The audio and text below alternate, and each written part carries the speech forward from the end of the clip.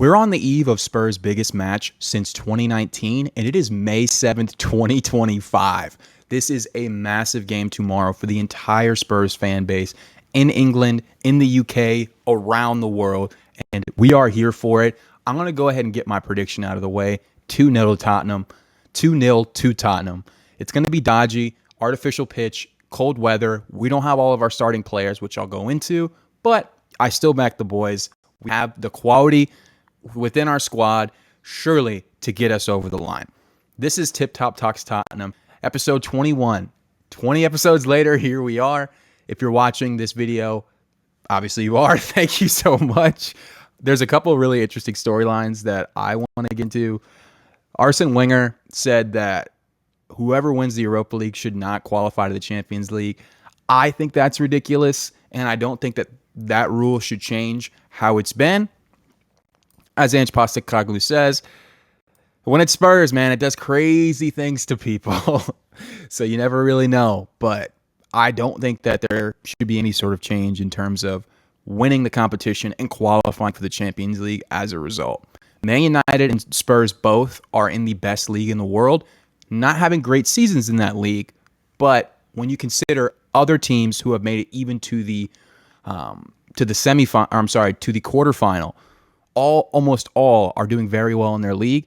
And as a result, I think it would be unfair and not right to change the rule. I already said Spurs are getting it done versus Bodo Glimt tomorrow. 2-0. I think Athletic actually gets a couple of goals. It could end 2-1 to them, but I think either way, Man United goes through, and I back Spurs to win this whole competition.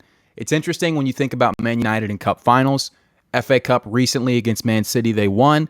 They have a tendency to turn up in these type of games, but you have to assume that this is more important to Spurs with the lack of silverware in recent years compared to Man United's more recent success. I back Spurs to get it done for this entire competition, and I'm so excited to see what happens tomorrow and in final. Obviously no Bergvall, obviously no James Maddison now. These are arguably our two most important midfielders, both very creative. Maddison, key in the reverse tie with that sensational goal. Bergvall as well, very creative player who plays with a lot of confidence and gives you a sort of steady type of ball-playing ability in the midfield that we will be missing dearly in this game. We're going to need Kulusevski to step up, honestly. He's going to be the one who's charged with playing the 10, as he's done earlier in the season at times. He has looked a bit rusty since coming back from his injury in April, but at the same time, he needs to show up, regardless. It's probably going to look like this tomorrow. I don't know if Tell starts. I think Richarlison will probably play left wing and Solanke will start as striker, but Tell could start. You never know. This is definitely going to be the back line. Keeper, let's not even talk about it. And Basuma and Benteke or Kulu. Sarr could get the start over Basuma, but this is a pretty safe to assume midfield. Hopefully Sarr comes on and makes a big impact.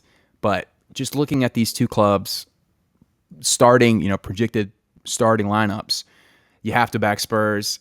The market value, let's not even talk about it. I just think that it's a very, very important match that we have to come out from the first whistle being ready to play. I think an early goal could really change the context of this competition in terms of these two legs.